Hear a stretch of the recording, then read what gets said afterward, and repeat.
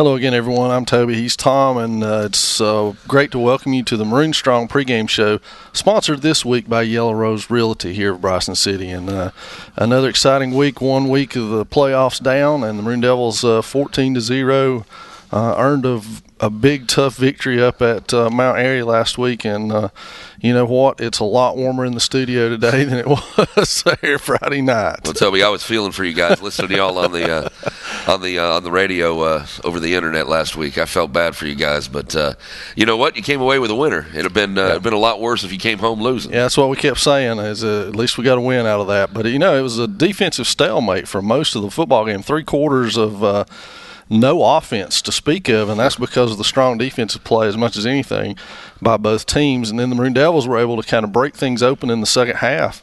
They had a great drive to open the second half, moved all the way down the field, had it inside the 10-yard line, and then really and truly it was nothing more than a fluke interception in that it hit our receiver, bounced up in the air. Mount Airy caught it to end that threat with an interception. But the Maroon Devils, to their credit, kept coming back, kept making defensive stops, and then in the fourth quarter were able to break through with a big long drive, 86 yards, 11 plays, 86 yards, about 5 minutes off the clock, and then a touchdown from Chris Miller. Well, you know, both teams moved the ball quite a bit in that second half before anybody scored. It was very tense. Just listening to it, it was a tough game, and I know the conditions were rough. I know it was tough for anybody to throw or catch the ball out there, but finally, like you said, the Devils come through, scored that first touchdown, and got us added a second score to seal it away, 14-0, and we get to come home. We were talking about it. I don't know if we said it on the air there Friday night or not, but a field goal itself would have felt like about 20 points in terms of a lead. So when the Maroon Devils were able to stick that first one in and get 7 on the board, it was huge in terms of the whole feel of the football game changed on the spot when that happened. And, you know, the big spark for the Maroon Devils actually came from Chris Miller, and we've seen that this year time and time again since this young man has gotten his opportunities. He's made the most of it. He had 13 carries for 51 yards, and all of that in the second half, and most of it on that 11-play drive that covered 86 yards. Right. Well, 51 yards seemed like about 151 yards in those conditions. Yeah. And the big play, of course, was that Jordan Cody catch from Trent Wright, which I think pretty much took everybody aback because nobody could catch the ball up to that point. So, again, you see young Mr. Cody making a big catch for us in a big game. Well, and it was a case where we've seen it before. We saw it against Murphy a couple of weeks before, is our quarterback's just kind of throwing that thing out there and letting Jordan do his thing athletically, and that's what happened. Trent dropped back about 3-step drop and threw it just as far as he could throw it and with the wind, and Jordan was able to run under it between 2 defenders and make a great catch on it. And that play, as much as anything, 46 yards is what it covered, and 46 yards on that night was a ton. Yeah, it sure was. And again, like you said, that's becoming a part of our a staple of the offense. You know, blue 32, throw it down the field to Jordan Cody. Yep, and it worked well to perfection. Then, you know, as we said, Spencer McCoy, Chris Miller, both big nights. Right. Spencer 60 yards rushing on 13 carries, and Chris the 51. But Chris able to punch it in on that drive, and then on the next kickoff, they start back across the field, and one of our guys from behind punches the ball free, and we're able to recover it there on a short field and be able to score from inside the 20 again on a Chris Miller run. And that was the nail in the coffin. There's no way you could come back from 14 down and be able to throw the ball effectively in the weather. Right, and I tell you what, I thought someone was going to fall off the scissor lift when that fumble happened. It was pretty exciting. So, you know, again, we come away with a big win, and I tell you, between us and Avery County, our next opponent, we made the folks up there in the Mayberry area pretty sad because East Surrey, right down the road, they're the 2 seed, or no, excuse me, the 1 seed. No, they're the 2 seed. They went out too to this Avery County team that we're going to play. Absolutely, and we kept hearing scores on the PA, and we were just in disbelief. Could this possibly happen, that we're going to be back in Swain County Memorial Stadium if we hold on and they hold on? And sure enough, we're back home. Who would have thought it? But here we are. Another home game. It will definitely be the last one. There's no one left in the bracket lower seeded than us or Avery. So we're done with home games as far as that's concerned after Friday night for sure. The only thing we can hope for is just to continue playing and get one down in Raleigh in about 3-4 weeks and make good on that one. We've got some highlights of that Mount Airy contest. Since we weren't able to show it live at the time, it was audio only. We'll show you these highlights. So take a look at these. Again, the deep man is going to be Shea Wilson. Shea gets the handoff, and he is hit in the backfield. Good leverage going inside. That's and again, Caleb Woodard there. Yep. First down at 15 now. Again, around the right side, and again, good Maroon Devil defensive coverage at the 41-yard line. Essentially the tight end over on this side. And that's Taylor Orris with a huge Nice hold. run. He's got some running room. Out to across the 30-yard line. It's going to be a Maroon Devil first down. And, of course, our statistician is inside, and we don't know the stats, but that's one of the few first downs we've had tonight. So now Holder back to throw again in the shotgun on 3rd down and 15. He's in trouble, has pressure, steps up, and knocked down at the 35-yard line. A loss on the play, and a good play in there by 72, Craig Cutshaw and Ross Inslee and Taylor Orris, among others. Prestigious group. Handoff left side again. This time Trent gets the handoff and down to the 35-yard line. That's Orris on Taylor the carry. again. He moved the whole pile. They just got in there, started moving their feet. And he's got it down to the Granite Bear 36. Leading 28-0 in their game. Avery County leading in their game. Franklin leading big in their game. And here's a pass to Kobe Twiney at a first down. Maroon Devils at the 17-yard line. Just a quick slant for the first down. Kobe doing a good job getting a little separation in there. Trent having no problems gripping the ball or making a good throw. Not a single penalty on this drive. Trent Wright, hands off left side. Now the whistle blows, and there's a penalty flag. You had to say something, didn't you? You had to say something, I must have jinxed it. You know better than that. I haven't seen him at all on the sideline. Here's a pass. He's going to throw. The left-handed quarterback wants to throw. Fires. Oh, he throws it right to Angel Bowers. And it's picked off, knocked out at the 20-yard line. What a pick by Bowers all the way down to the, again, 20-yard line, 1st and 10. We get it right back. Both teams threatening after nothing in the first half. And this time we stop Jones for the first time tonight for no gain on the play. Good play by Spencer McCoy. And here they go. They're going to throw. Holder back to throw. Lost it for the corner. Timing pattern is going to be up for grabs, and it's knocked away and picked off. And the Maroon Devils have it picked off by Spencer McCoy. It was knocked to him by Angel Bowers. Almost an assist. And the Maroon Devils, big defense. The Maroon Devils can win this game, and if Avery can win, we get to play at Swain County. Trent Wright back to throw. Pump fake.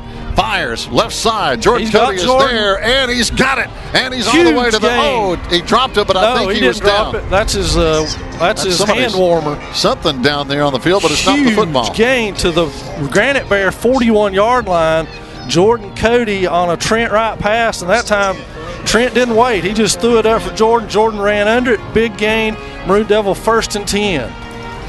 So again, it's going to be Miller right side. He's inside the 5. He's in the end zone. He scored. Touchdown! Finally got one in the end zone. Wow, that was big. That was big. The only score of the night by either team with 6:20 to play. And you talk about putting pressure on the Bears. Fans welcome back. Cooper Reiner gets the kickoff for the second time tonight, this time with the only lead either team has had, as Dobson and France are back deep. This one's going to be our traditional very short kick, taken at the 20-yard line. Bringing it back is going to be 21, and that's Isaiah Simmons. And he is still going. Oh, ball's loose. Ball's loose. Swain's got it. At the 15-yard line, it's Maroon Devil football. What a huge error by Mount Airy. Oh, my goodness, what a play. How did that unfold? There's Angel Bowers coming out with the football, and again, he changed direction, Toby, and when he did, it looks like he tried to change hands with the football, and it came out. Somebody got him from behind and just kind of punched that thing loose. It's going to be Spencer and Chris in the backfield. Miller gets the touchdown. Call. Is he in? Come on, touchdown, ref. There it is. Devils. Touchdown. Stick it on the board, 13-0, 4:32 to go. And, boy, I tell you what, that makes me feel warmer.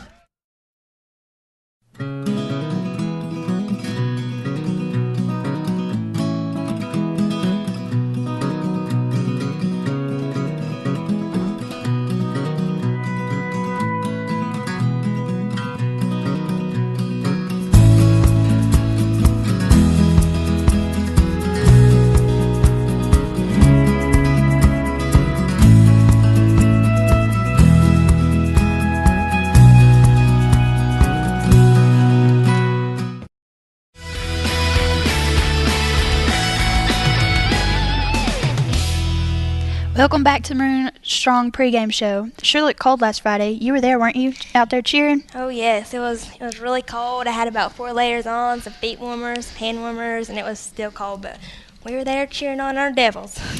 and we pulled out for a win. There are some noteworthy happenings in the Maroon Nation this week. Our Lady Devil outside hitter Lydia Sell has recently signed to play at Belmont Abbey. And if you want to find out more about Lydia's signing, you can go to maroondevil.com. Senior Spencer McCoy ranked number 1 in the 195 weight class in the preseason wrestling polls, which is exactly where he closed last season as state champion. Yes, we expect a lot out of Spencer this wrestling season. Cheerleaders finished in a strong 5th place at the state championship last weekend. You want to tell us about that? Yes, all of our fans and Coach Sherry said that we had our best performance that we'd ever had so far. So that's what you want. You want it to be at state. And we had a lot of fun, being out in front of judges. You're in a big crowd on a stage, lots of lights, lots of cameras. It's a really fun experience, and I was glad I was able to go. And we were proud of our 5th ranking. Well, we're proud of you here at the Maroon Nation. We have been coming to you from the Hall of Fame building. This week, Legend Series is the new inductee, Sarah Smiley.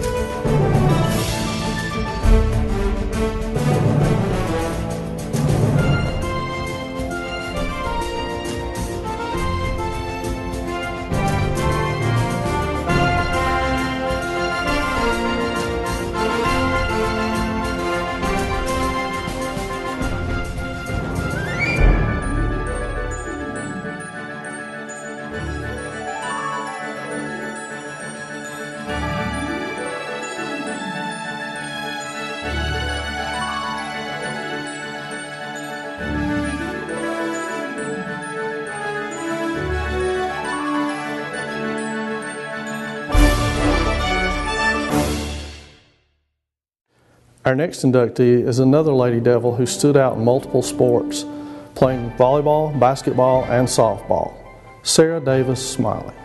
Sarah holds a unique distinction of being named Smoky Mountain Conference Player of the Year 5 separate occasions in 2 different sports.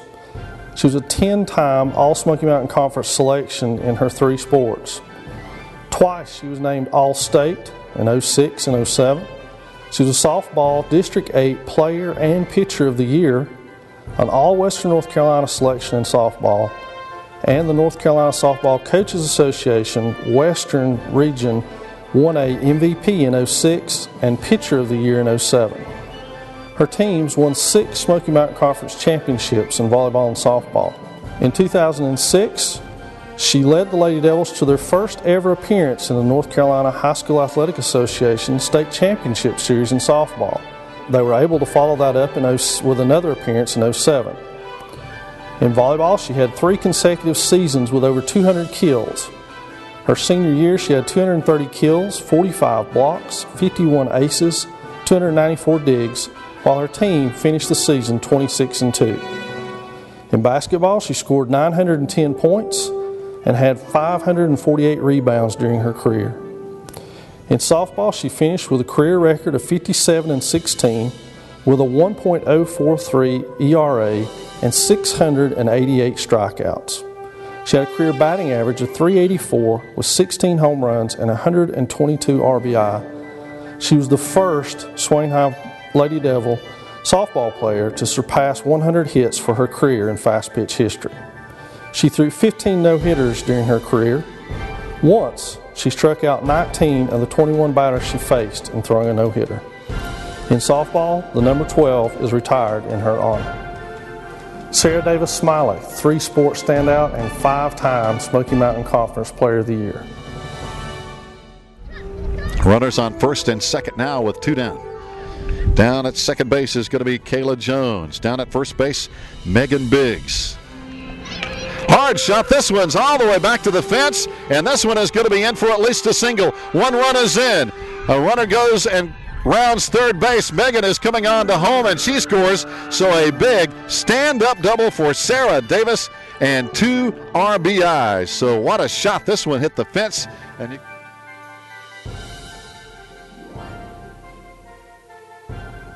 it's still a 5-3 ball game.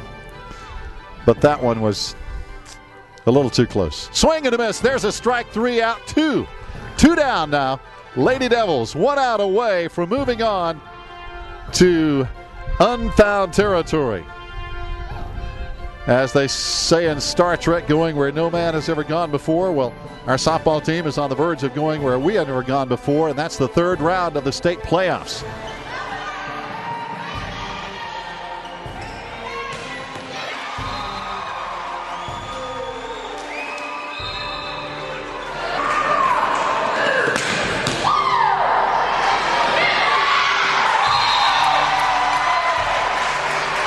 Into Sarah down in the paint. Good. Off the blocks. And Sarah Davis at the plate. Leading batting average in Western North Carolina, hitting .571. And that pitch looked good for a strike. Marlon Cunningham gets back to second base now. Coach Toby Burrell in the box down at third base, of course, would like nothing better than to push this run across. There's a shot. This one's going to be in the gap, and it's going to be in. The run is going to score, and Sarah Davis is going to head into second base, and we have a tie ball game. What a shot by Sarah Davis, a stand-up double for the junior, and you can hear the Lady Devils in the dugout as they definitely like that double by Sarah Davis. Induct to this year's 2014 class, Sarah Davis Smiley.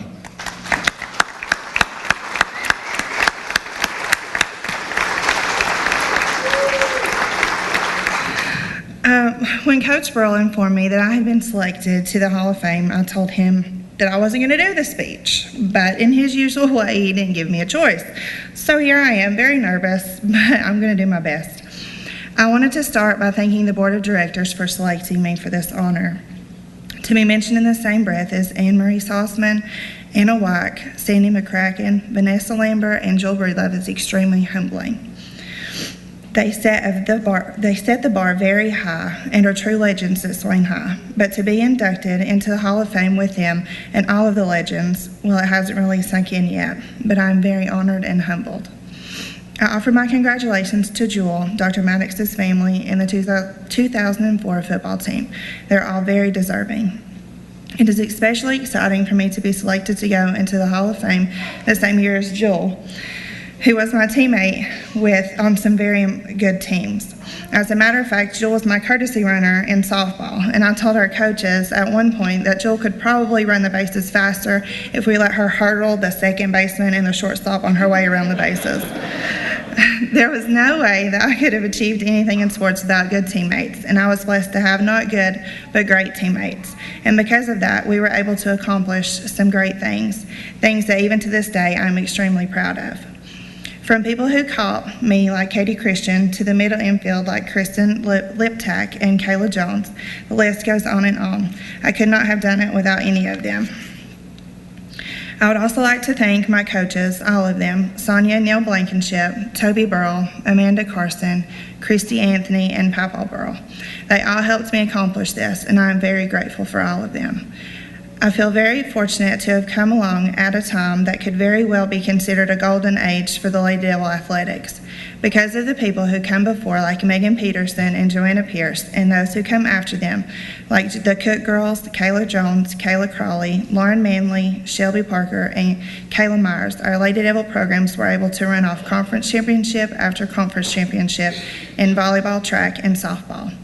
Our focus changed completely from winning conference championships to setting our sights on regional and state titles. Because of this, our programs were recognized across the states for excellence, something I am very proud to have been a part of. So tonight, I thank you for recognizing me as well as the teams that I was fortunate to have been a part of. It is a great honor. Thank you.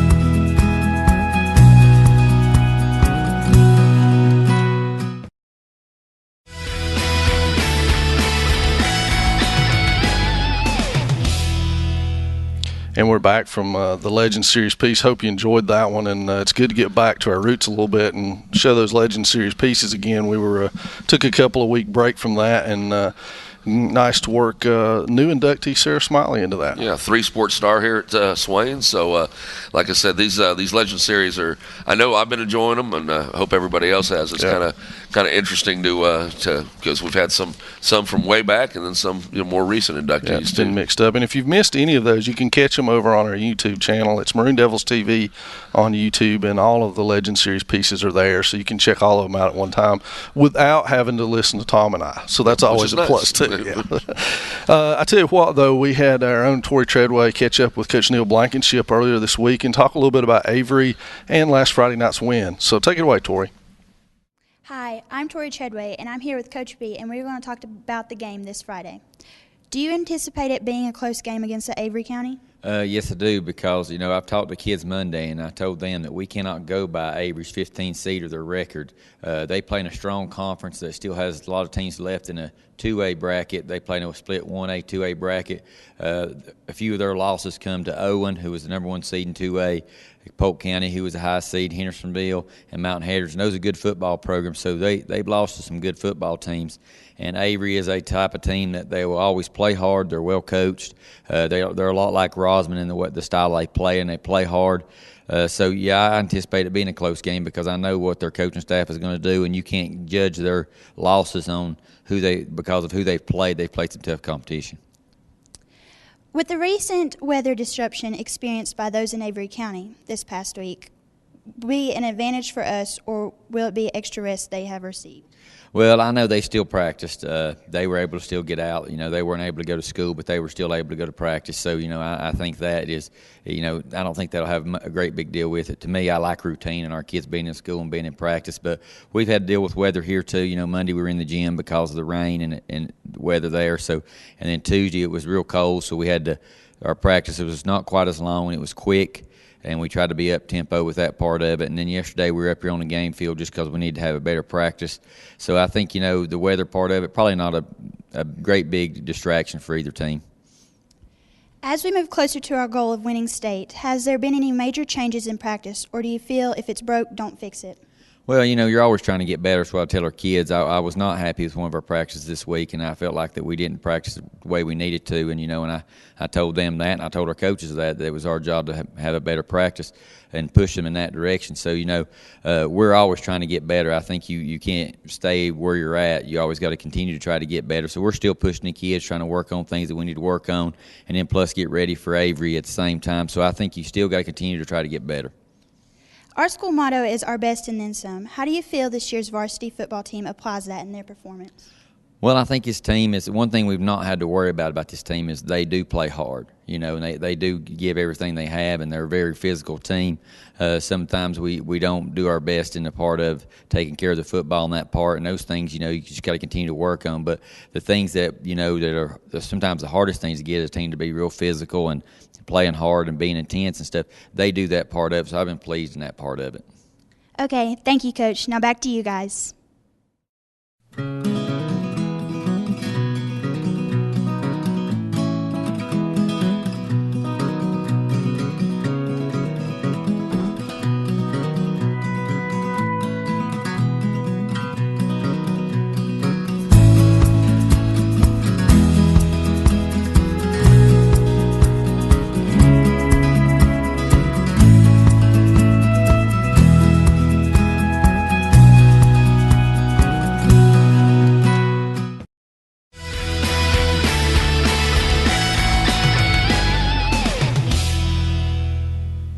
Well, Tom, it's the second round of the playoffs, but it's another quality opponent for these Maroon Devils as Avery County comes to town. And while we're fortunate to be at home, and we'll touch a little bit more on why that's important in a minute, it's very important for people not to underestimate a 15-seed opponent in Avery. They're a very good football team, and they play in a very tough conference, as Coach Blankenship talked about just then with Torrey Treadway, in that 2A, 1A split where you've got Owen, Polk, Hendersonville, all very good 2A teams, as well as Mitchell. So they've played a lot of quality opponents this year. Well, Mitchell's in the playoffs. Hendersonville's always tough. Mm-hmm. The Vikings, at least we're kind of familiar with them, though. Right. We've played them several times in the playoffs. I believe we're 3-1 against them. Right.